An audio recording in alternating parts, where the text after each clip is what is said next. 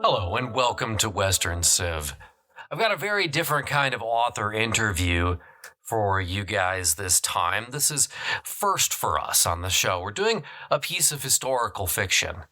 I'm going to sit down with author Charles Fischer, and we're going to talk about his book, The Eunuch.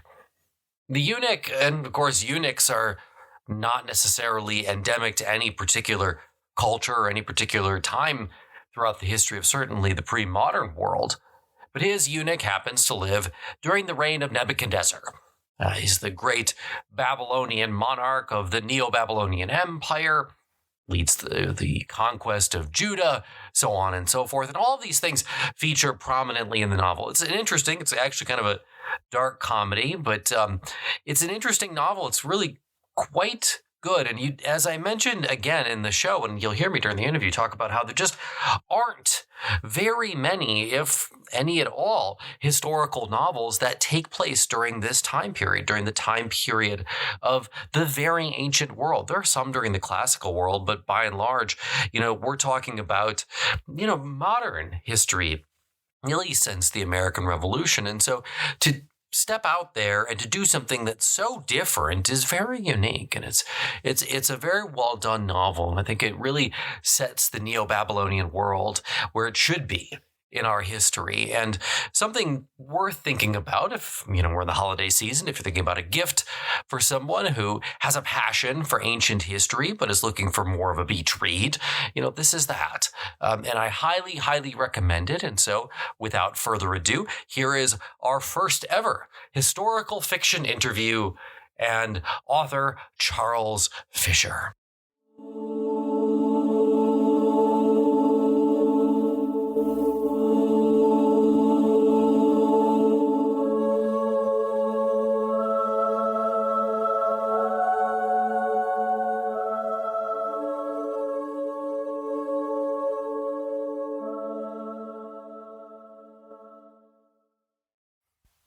All right, and welcome back. As I mentioned just before in the introduction, I'm sitting down here with author Charles Fischer, and we're talking about his book, The Eunuch, which is a first for this podcast, which was kind of fun.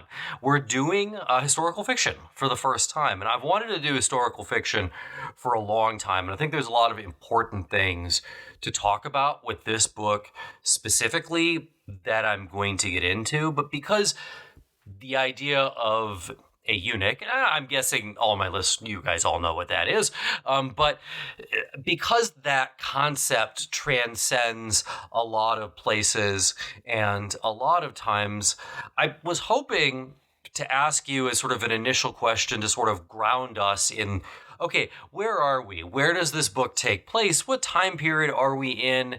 And what should we be looking for as it begins? Sure. The book takes place in 6th century BCE Babylon, and it tells the story of a Babylonian king, Nebuchadnezzar II, and it's the recollections of a eunuch harem scribe by the name of Nergal, and he's going to tell the story of the king's invasion of Judah, the kingdom of Judah, which happened in 589 BCE. Yeah, and that kind of brings me to my first question, because if you go even right now to a library, or if you go to Amazon, or if you go to your local public school, what you'll notice is that there's a lot of historical fiction, but there's actually very, very little historical fiction from the ancient world. Very little. In fact, I tried my hand at some just because I felt like there wasn't any, and there were great stories that need to be told. But the vast majority, I would say, based on my research and teaching experience, is going to be essentially American Revolution forward is what you tend to get, which is amazing that we get so little in many ways, shapes, and forms. By the way, and I should say this before anybody sends me an email, when I say that there aren't many works prior to 1776, I am excluding the genre of historical romantic fiction. Okay, if it's a romance novel, I'm not counting that as historical fiction. No offense to all the romance novel fans out there, but it's just a little bit too far afield. So I wanted to ask you, what made you pick this age? What made you pick the era of Nebuchadnezzar? Like, it's ancient, and it's quite ancient in reality. So, this is pre-Roman Empire and all of that. So why did you choose that in the first place? Because it's so unique. I chose it in part because of the name Babylon and all the kind of symbolic energy around that term. I grew up in the Midwest in the middle part of the 20th century in a primarily kind of Christian, kind of a vague Christian culture. And the word Babylon had all this image of decadence and power and, pagan, sexual license. It was this symbol. So there was always that kind of hovering in the background. Another reason I think I chose to write it about Nebuchadnezzar in particular, I was interested in the theme of war and unintended consequences. When I started the novel around the time of the Second Iraq War, the Eunuch takes place in what is now modern-day Iraq when the U.S. Army invaded Baghdad in March of 2003. The Antiquities Museum was sacked, and about 15,000 antiquities went on the black market. And so the premise of the novel is that there are these cuneiform tablets, right, which is the writing system of the Sumerian and Akkadian and Babylonian cultures of that time. And the novel is a purported translation of these tablets. We can get into that as well. The novel is a purported translation of the Babylonian Chronicles, which are a series of real historical tablets that tell about Nebuchadnezzar and his invasion of Judah. And I thought this kind of parallel of the U.S. invading Iraq, this old Babylonian kingdom invading Judah, because that had a lot of historical consequences, which we can talk about as well down the line. And so that was kind of part of my decision. Well, that's interesting. And it's also kind of interesting to focus in on the idea of war, and specifically war in the ancient and classical world, because it's so different from our modern concept of sort of total war is very quite modern, especially if you take a sort of global view of history. The people who would have, if you were in the path of an army, your life would have been dramatically impacted. But if you weren't necessarily in the path of that army, then you might not have been as cognizant of the conflict as certainly we are today. Part of that's information based, and part of that's just simply a nature of how our economy functions relative to theirs. So I thought that the idea of bringing to life the idea of conflict in the ancient world, and the other thing that's interesting about the novel is just the idea of just how prevalent conflict was. And I think anybody who has sort of studied the past understands that, great kings, emperors, so on and so forth, didn't necessarily have to have a reason per se for beginning a conflict that's going to affect the lives of hundreds or thousands of individuals. These were oftentimes individual decisions, and that gets us into Nebuchadnezzar, and I want to come back to him later. But I did want to ask, because this is something that I myself wrestled with, is did you feel like it was easier or more difficult to write about a distant past for which we just don't have that many, and I mean that by comparison, it's a relative term, that many sources? Well, it's surprising. There are actually plenty of sources on the Mesopotamian world. The language wasn't, they didn't crack the Akkadian language until the middle of the 19th century. Unlike Egyptian, which they didn't figure out Egyptian either until the early part of the 19th century. So there's a tremendous amount of these records, these cuneiform tablets, chronicles of kings' reigns. The Mesopotamian culture produced a tremendous amount of literature.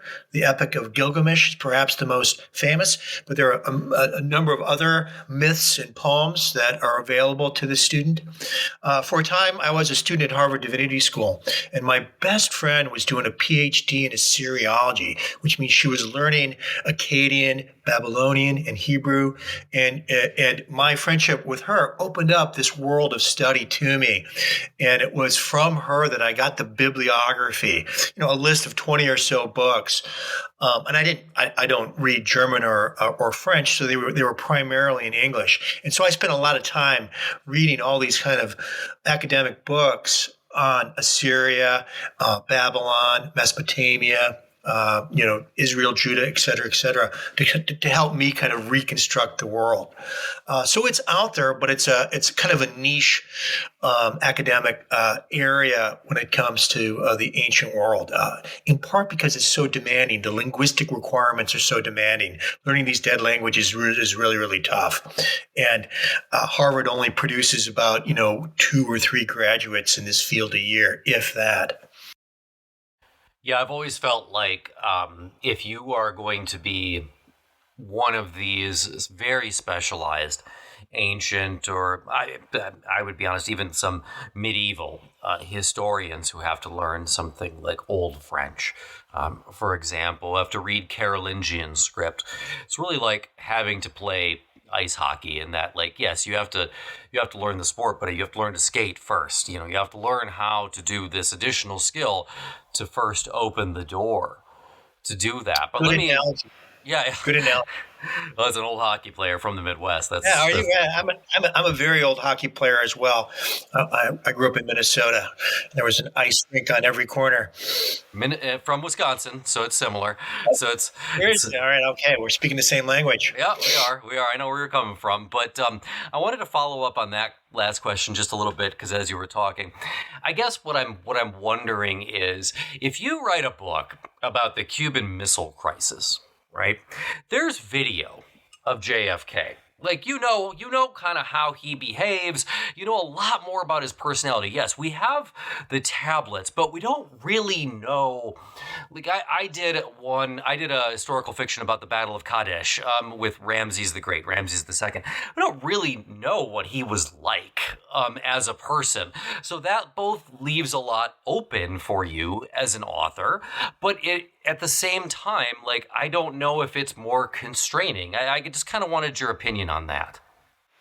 Yeah, no, what did I do? I mean, for the visual stuff, I checked out all the art. I did a bit of travel during the time I was writing the novel. I went to the Louvre in Paris, the British Museum in London, the Met Museum in New York, and they have all sorts of, not a lot of antiquities, but more than you would think. So like, for example, when I was in the Louvre, they have the winged Bullman sculptures from Ashurbanipal's palace, right? And these things are about, 30 feet tall. So I got to look at those. When I was in the British Museum, I saw all the bas-reliefs from Ashurbanipal's palace. He's Assyrian, but it's pretty much the same culture. These were wall sculptures of what the palaces looked like. They showed the king hunting lions and all that stuff. So I took a lot from the art, the sculptures. And when it comes to writing any type of fiction, I mean, you're always doing world building. Even if you're writing about 21st century America, that 21st century America is an imagined reality. It's a simulacrum, right? It's not the real thing. And so it has to be plausible. It has to be believable. And so from my study, I got all I learned the religion, the name of the gods. I knew what kind of food they all ate. I knew what the clothing was like. And it was all about kind of constructing a voice that didn't sound too contemporary, that had a slightly archaic feel, and then translated into English.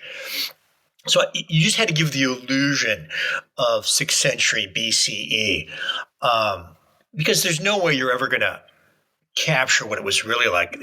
All historical fiction it's like science fiction. It's speculative. There's no way we don't even know what like life was like in Henry VIII time period. I mean, because of course there's that famous historical novel by Hilary Mantel, Wolf Hall, that they made into a TV series, and it was a big literary bestseller. I mean, everybody read it. But she's not reproducing, 16th century English. She kind of came up with her own dialect that sounded like that, right? And it just has to be credible or believable. And so that's what I was kind of working at as a writer, to give the illusion of Babylon. I was never going to capture Babylon in and of itself, if that makes any sense. Well, I think it makes total sense, and I think there needs to be a caveat at the beginning of any work of historical fiction that this is not history. This is not a biography of Henry VIII. This is not a biography of Nebuchadnezzar. This is intended both to entertain and to educate to an extent. It's intended to be both, and I think that that's really sort of necessary to get in. And so the book does take the style or the narrative structure of sort of following these tablets, right? They're reconstructions of the tablets. So I was hoping you could tell us a little bit more about the tablets themselves and like where this idea came from, and you've obviously studied the actual tablets, and so how did you try to construct similarities, or where did you go with all that? Yeah, when you open the book itself, each chapter is entitled Tablet 1, Tablet 2. And so I wanted to reproduce what actual translations of Babylonian tablets look like. And for my model, I used the Penguin translation of the Epic of Gilgamesh. And so one of the things about these ancient tablets is that many of them are damaged, right, by time, by fire, by war, by neglect, right? And there'll be, gaps or lacuna, or parts of it will be damaged. And so when you're reading the English translation in the Penguin edition, they'll have these little brackets that say, 77 lines damaged, or they'll have a bracket where they speculate what the word is. They're not sure, but context suggests it's the pronoun he, for example. So in my novel, I replicated or reduplicated that look, that feel, so that the book looks like an actual academic translation. And I kind of played around that. I played around with that motif for my own kind of narrative purposes. So that was fun to do. Yeah, and it kind of makes sense because then it even allows you a narrative device then as you're going, to sort of deliberately leave sections out as needed, which allows the story to build in a really, really fascinating way. At the moment that I picked up the book, because I didn't necessarily know what time period. I knew it was going to be, Babylon, but I didn't know exactly when. But Babylon and certainly Sumeria, I mean, you can see it differently. Is very old. Even by the age of Nebuchadnezzar, is very, very old. And so I was curious to know, was there ever a time when you thought about going back further? Because I won't lie to you, I've always been fascinated with the beginning of things. I think it's why I like classical and ancient history. Those first cities, the first people when they built the first ziggurat, the first person to come up with that idea just fascinates me. And we don't know a great deal about, of course, how that happened, but just the idea of that is so powerful in my mind. I was just curious if you ever thought about, well, do I go a little bit further back? Well, the thing about Sumer is that they haven't figured out that language, right? They don't think that Sumeria was even part of the Semitic language family of which Babylonian and Akkadian are part of. Hebrew, Babylonian, Akkadian are part of the Semitic languages. Sumer is this great unknown. They're not even sure of its origins. Well, that's a good question. I was interested in all of it. I was interested in Sumer. I was interested in Old Babylon. I was interested in Assyria. And then Nebuchadnezzar is really this kind of late version of this culture. In fact, that was part of my choice. By the time you get to the 6th century, Nebuchadnezzar, the culture's in decline. Even the writing system is about to become obsolete, right? Cuneiform on clay tablets. That's about to go the way of all flesh, and what's going to take its place is papyrus, right? Writing on papyrus and tablets are going to be obsolete. And I thought that was a great parallel because we're at a place in written history where the codex, is about to disappear into the tablet of the computer or the Kindle or your MacBook, and so that switch I found interesting, right? This idea of a culture in its twilight, and of course I wanted to write about the invasion of Judah because that was a big event in Jewish history. Not only did Nebuchadnezzar raise the city, but he destroyed the temple and then initiated the Babylonian captivity. And one of the questions I was interested when it came to these kind of imperial wars was the issue of unintended consequences, right? So you've got Babylon taking down Jerusalem and really beginning what is the diaspora of the Jews. And that diaspora, had its endpoint in the Shoah, what the Jewish community calls the catastrophe, the Holocaust, right? And then that led to the birth of modern day Israel. You just don't know what the consequences of any action are. And so when our country invaded Iraq in 2003, it's like, what possibly could go wrong? What are the consequences of that? And of course, we've seen that play out over the last 20 years, for good and for ill. And so I was interested in that question. So to kind of circle back to your question, I was interested in all of it. It would have been really fun to go back to the origins, but I had a specific reason for narrowing in on Babylon and its end stages. And within a generation, the Persians take over and become the dominant power player in that region. Yeah, this really is kind of the end. The Neo-Babylonian Empire under Nebuchadnezzar, who's the strongest of the kings of his line by any stretch of the imagination, is because for the longest time you've had various regional powers contesting themselves. You do have Greater Egypt that pops up for a little bit under Ramses, but that's long gone by the time that we even get to Nebuchadnezzar. And listeners of the show will remember, we're talking Iron Age now. So the Bronze Age has collapsed. The chaos from that has all played itself out. The Assyrians come back. And then in a moment's, a historical, I'm going to put it to you this way, in a historical blink of the eye, the Persians are going to come rolling in. The Persians, Iranians, whichever term you choose, are going to roll in, and everything is going to change. And then very little is going to change for a long time. Yes, the Romans and some of Alexander's successors will kind of push back and forth after a very short period of Greek Macedonian rule. And so this is really an interesting time period because it's a twilight of the very ancient. Like the very ancient is about to start to give way to what is typically the classical period. And I find that really interesting. That time period's really cool. And you make a great point about language.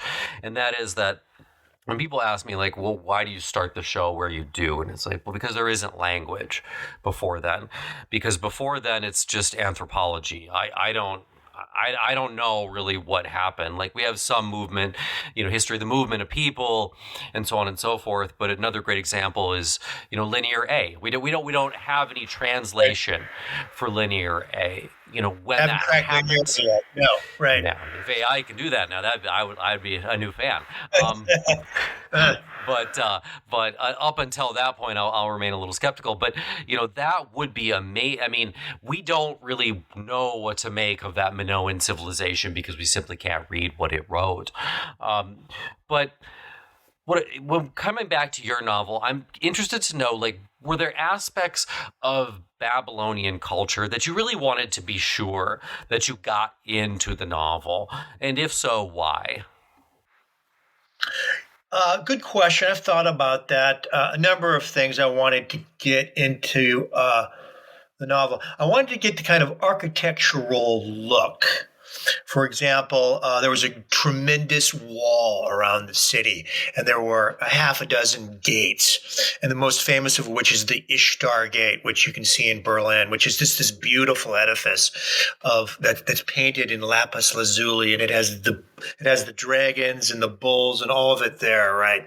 And so I wanted to get that image. And at one point in my novel, Nergal is the narrator, and he's named after the consort of Erishkigal, who's the queen of the underworld, and Nergal is her consort, her kind of her handman. So to speak, I don't say handmaiden, whatever the male equivalent of that is. So Nergal is originally an Assyrian young boy that's taken when Nineveh is sacked by Nebuchadnezzar's father, Nabopolassar, and so he gets deported into Babylon.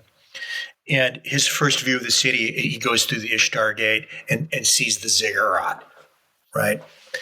And then subsequently, he's castrated for the king's harem.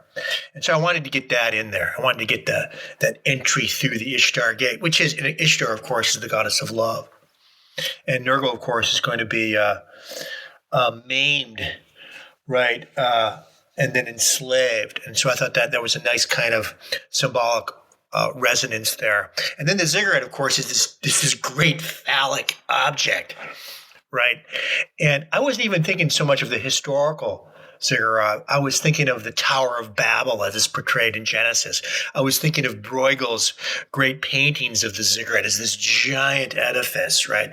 Something out of a Ridley Scott science fiction movie, something out of Blade Runner.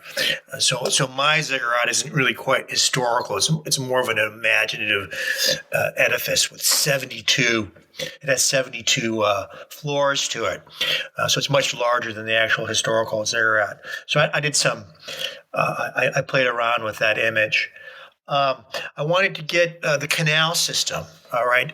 Basically, they invented bringing in water to the desert. Right. Babylon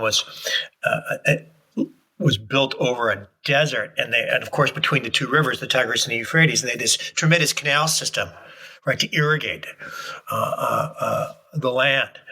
And one of the premises of my novel is that there's a drought and famine in Babylon at this point, right? The canals are dry, and the king has to do something about it.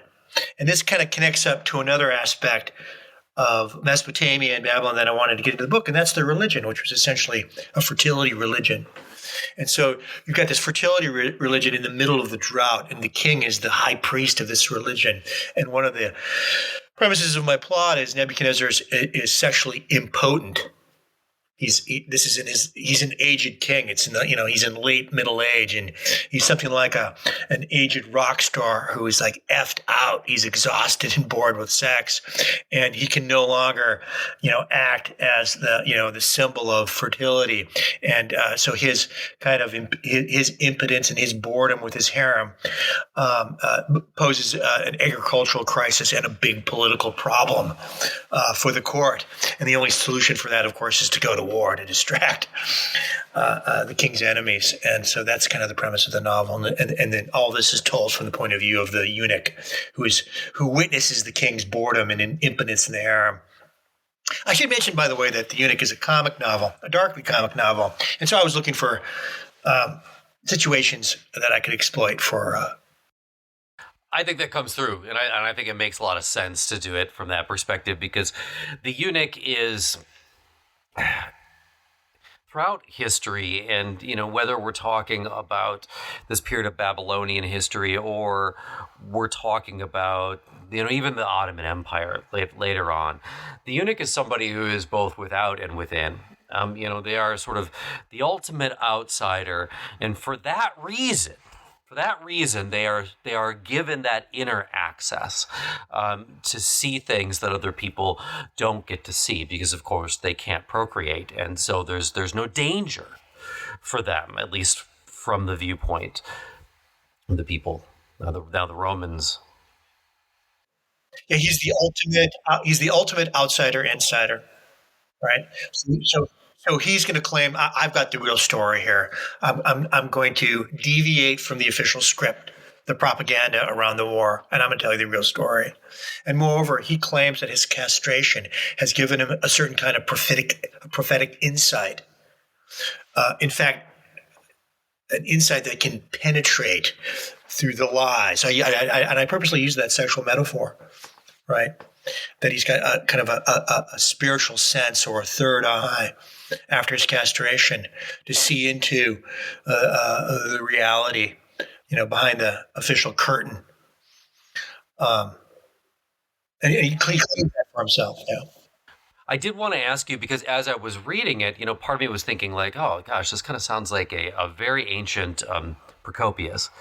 This kind of sounds like a very ancient secret history, after the fact, sort of uncovered. Like, well, here's the real dirt on Justinian. Yeah. Procopius was one of my models. I wanted to do a version of that. Absolutely. Yeah, I was interested in that because I thought, it kind of sounds like that's what's going on here. But I thought you just kind of made a good point. But so you make your ziggurat much, much larger than it would have been historically. But one of the things that always comes back to me when I'm reading about very ancient history is just trying to visually understand what this would have been like, and not for me, but for somebody who's been captured in war, or who's coming from the rural parts of the Babylonian Empire, and for the first time is seeing the walls of Babylon, which, according to some sources, were at parts glazed in this blue sort of shining glass so that you'd see them from so far away. And you've never seen a building, more than a story, maybe 2 stories tall. And now for the first time, perhaps the ziggurat does look like it's 72 floors in height, because to say that this is someone going from rural America to New York City, I don't think captures it. I really don't. I think to try to really understand the visual aspects are so daunting. Did you find it that way as you were trying to describe it? Because I've always struggled with how to put that right spin on it so that you'd really get the sense of the awe-inspiring glory of the thing that this person is facing. Well, that's where you have to kind of rely on your own kind of fictive powers of invention, right? You have to use language to create not only the visual image of the ziggurat, the Ishtar Gate, but you have to tell it from the point of view of a very scared and fearful and traumatized 12-year-old boy. So you have to kind of inhabit. I had to inhabit Nergal as a traumatized young boy, right? Being led by a bunch of thuggish guards, and he's got these chains around his neck. They have these kind of neck chains, and he's tied. He's going in there with it. He has a brother that he's with, and so I had to kind of inhabit that point of view and imagine what it would look like to him after all that he's been through. Because his city has been attacked and it's been razed. He's watched his father murdered. He's watched his brother, his older brother, gets raped by the soldiers. He sees that, and endures a couple 100-mile march from Nineveh to Babylon. And so I had to kind of figure out what that would look like, what that would feel like, and then describe it from that point of view. And so that's the challenge of the writer, right? And so I saw the pictures of what the ziggurat looks like. I had an idea of what I wanted it to look like, and I'd seen the Ishtar Gate in the museum at Berlin, and so so I had to just kind of make that happen. It's like it's like a process of alchemy, really. You have all these little things that you have to, or maybe or it's like cooking. You're throwing all this stuff into this sauce and trying to make it come together. And of course, there was a lot of revision and rewriting. The chapter in which young Nergal and his brother Uruk enter the city. I mean, I rewrote that 5 or 6 times, trying to get it right. No, which is understandable. It's a work in progress always. No work of writing, I suppose, is ever truly done. You just run out of time. But or get tired of writing, yeah. yeah. Were there any parts of the novel that were particularly difficult to write or particularly enjoyable? Oh yeah, absolutely. I enjoyed writing most of it, but for me, when it comes to, I didn't really have trouble.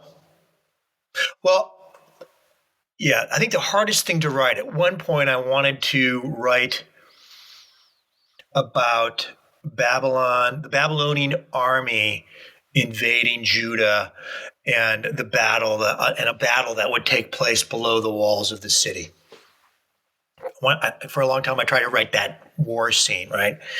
And to do that, I would look at other novels that wrote about battle scenes, and I went to Tolstoy's War and Peace. He writes about the Battle of Austerlitz and Borodino and all that stuff. I'm certainly no Tolstoy, and I just found that I could not do it. I didn't have the skills. That was very, very difficult, and so I figured a workaround. I've just left it out,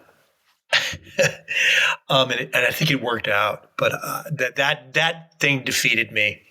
Another thing that's difficult to write are like party scenes, right? Feast scenes or orgies where you have a lot of different people in the room, and you got to figure out how to do that. They're particularly difficult to write. But eventually, I cracked that one. There is one of the tablets is disordered, is focused on a Babylonian orgy, like that, because that's part of this image I had of the city of that kind of sexual decadence. But that was a challenge to write, because you're writing about sex too, and which can be very cringy if you don't do it right. Yeah, yeah, yeah. But again, I was doing it comically, so I wasn't doing it straight.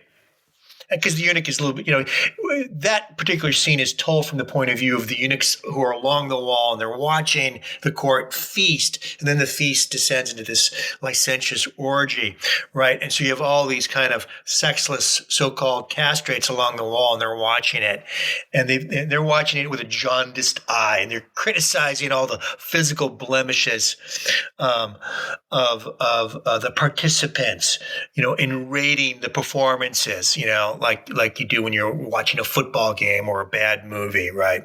And so I was kind of, and that was actually kind of fun to do. So what an orgy look from the wall watchers, right? The eunuchs who are along the wall who can't participate and are just watching it. That was kind of fun to kind of figure out that point of view, and it's it's acidic, a little bitter, and full of mockery.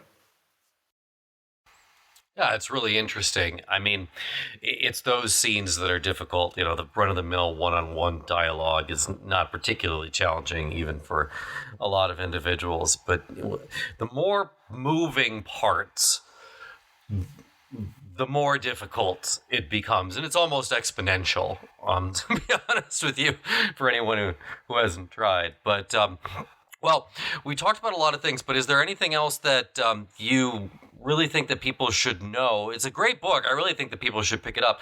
And if you're interested in ancient history, it's certainly the best I've ever read for ancient historical fiction. I think that it should do quite well. But if there's anything that anybody else should know, I'd love to hear it. Well, the eunuch is a love story, believe it or not, and much of the plot, much of the narrative focuses on the eunuch's relationship with Nebuchadnezzar and Nebuchadnezzar's lover, who's the alpha concubine in the harem, and her name is Siduri. And so Nergal spends a lot of time with that couple, and he ends up falling in love with Siduri. So much of the book is this love triangle. And then Siduri, well, she at least claims to fall in love with the eunuch slave-scribe Nergal, and they conduct kind of an emotionally intense affair behind the back of the king. So that's part of the book as well. That's interesting. That's interesting. Well, it certainly brings the ancient world to life. So it's very cool. It's very cool. It's great that you're able to do something like that. It's quite the undertaking. I'm not going to ever attempt something like that myself again, but I certainly respect the fact that you were willing and able to do it. Well, as I mentioned at the outset, the book is available right now. Link is in the show notes, and I just want to thank you again, Mr. Fischer, for coming on the show. It's been fantastic. Adam, it's been a pleasure. Nice to meet you.